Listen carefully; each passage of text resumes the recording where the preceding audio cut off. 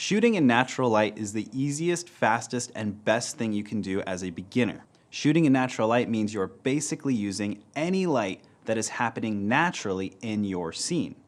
More often than not, that means light coming from the sun. And it's something that changes how you shoot during different times of the day.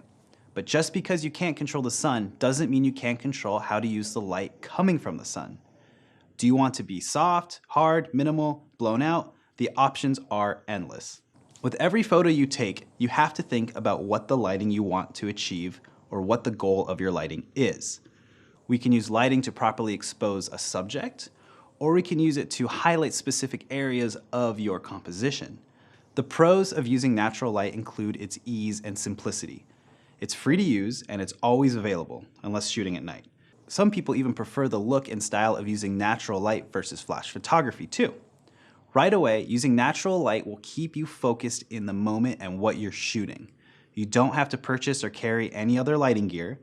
You don't have to deal with lighting settings or charge batteries. These are things that take you away from composing a beautiful image. I've always felt the more gear you have and the more variables there are, the more problems or unexpected issues can occur. This photo was taken during a wedding where I was using a lot of natural light. The ease of not having to set up a flash or wait for some artificial light allowed me to capture some really great moments between the couple. Often, journalistic event photography will rely heavily on natural light.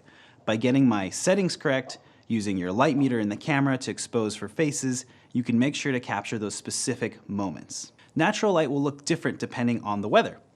With a lot of clouds, the light will be more soft and create fewer harsh shadows compared to standing outside in the middle of a sunny day, directly under the sun.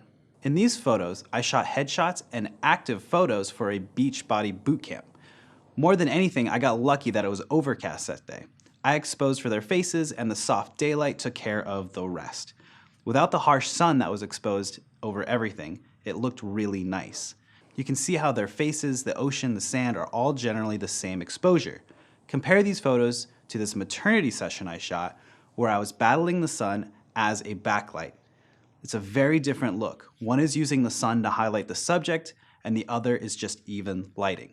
It works for these photos because in the maternity session, I wanted to make it seem a little bit more magical, whereas in the beach exercise photo shoot, it was meant to be more professional and grounded for headshots, for websites, for booklets, things like that.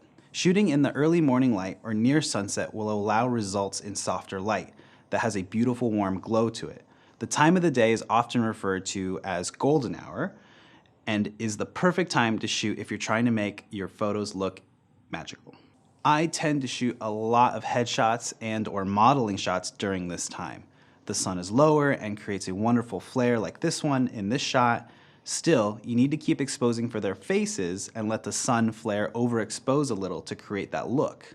Or you can set your camera to expose for the sun, allowing for a more silhouetted look when shooting a person or letting a sunset photo create a gradient over the clouds. Watch how we expose for the sun in this example versus exposing for the beach and the sky. You can tell that the photo is completely different when we expose for either the sky and the sunset or just the beach in the foreground. It's two completely different photos based on what lighting we're exposing for. In this lesson, we're going to talk about lighting outside. Basically, I'm going to take you through 3 different ways to position a person based on the sun. Now, right now, as you can tell, the sun is right in our face. It's so bright, I'm having trouble keeping my eyes open. We're going to go ahead and shoot Phil over here, who's also trying to keep his eyes open. So let's see if we can take a shot. So basically, in this shot, we are totally frontally lit. We're going to expose for Phil's face and see what that looks like. So let's check it out. You don't have to open your eyes. There you go. Look that way. So I'm getting pretty close because I have to avoid my shadow casting on Phil.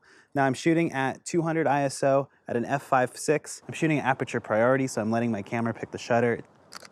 So it looks fine. It's a little washed out. Now let's walk into the shade and see what that looks like so we're not in direct bright daylight. Phil? So now we're both in the shade. We can open our eyes. We can see. You can tell it's a little bit different. I've kept this on aperture priority, so I'm still going to shoot at a 5.6, and I'm going to let my camera do the deciding on the shutter. All right, Phil, so let's go ahead. I'm going to get a little bit closer. So Phil, if you could look out that way so it just looks like the last shot. Yeah. Very cool. So now you can take a look at this photo and compare the two. It's a nice, just even soft light. I like to take my subjects into soft light when I'm lighting them because it's not as harsh and they can see. They're definitely two different types of looks. If you take a look back at the Phil shot where the light is really just blowing out right in front of his face, it's much more lit. There's harsh shadows.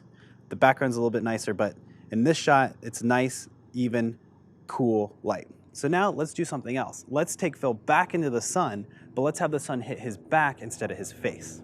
So now I've got the sun to our back, our eyes can open, and now we kind of have a rim around the back of our shoulders. You can see Phil has a nice rim around his shoulder. So let's take the same shot, same settings, aperture priority.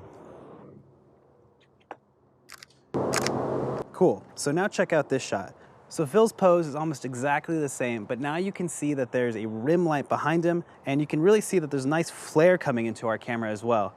Now the bummer part is that the background is a little bit blown out where the sun is, and he's a little bit shaded. So maybe let's talk about lighting as far as taking that sun and controlling it. Now I'm gonna have Sam come and help us with a flex fill, and this is something that will let us bounce in light and basically fill in the shade on Phil's face so that we can get a more perfect exposure. So Sam is gonna use the silver side of this flex fill. He's gonna take the sun that's coming down and it's gonna bounce from the silver side back into Phil's face. Let's see what that does. That same pose if you can. Cool. So check out this shot. Now you can see all this light that's coming up on Phil, and it's really filling in his face. We're filling in Phil because now this light is coming up. We see his face and we see the background. Now let's take a look at the gold side of this flex fill and see what that looks like. This gold side is doing a little bit more. It's bringing in some more light coming from below him, but it's also a little warmer. So if you want to get that warmer look, that's pretty cool. Now let's open up our flex fill, and we actually have a white, softer side that will be able to bounce light in, and it's a little bit more natural, it's more subtle, and it's gonna be much better. Oh yeah, great. So now you can see we're losing the sun behind some clouds, but we still have enough to bounce that nice, subtle, soft light in, and that to me looks just fantastic. It looks the best, it looks better than the harsh silver or the harsh gold. Another thing we can do is we can diffuse light and get really close and still get that nice sun direct on their face. So let's go back into the sun and do one more shot. So now I'm shading Phil. He's directly in the sun. Watch your eyes, Phil. If I take this away, see how he's directly in the sun? Now we're covering it with this. So I'm gonna have Sam come over and hold this, and I'm gonna take a picture of Phil. Cool. So now you can see Phil is covered in the shade, but there's a nice bright background. Now this doesn't necessarily work unless you have a big enough shade and you're getting really tight on the subject, but it's another really good way to control sunlight. So you can see you're gonna have to position your subjects when you're outside in natural light to really take advantage of the sun.